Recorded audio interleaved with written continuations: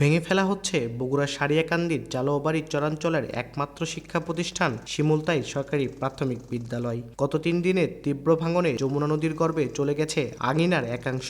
গত সোমবার স্থানীয় প্রশাসন 1,02,000 টাকায় নিলামে বিক্রি করেছে ভবনটি। এতে বিদ্যালয়ের প্রাক প্রাথমিক থেকে পঞ্চম শ্রেণী পর্যন্ত অধ্যয়নরত 150 শিক্ষার্থীর পড়ালেখা অনিশ্চিত হয়ে পড়েছে। শুধু শিমুলতাই সরকারি প্রাথমিক বিদ্যালয়ই নয়, 3 দিনের ভাঙনে হুমকির মুখে পড়েছে ওই চরে বসতরত আরও 2 শতাধিক পরিবার। এরই মধ্যে বসতভিটা ছেড়ে অনেক পরিবার অন্য চরে আশ্রয় নিয়েছে।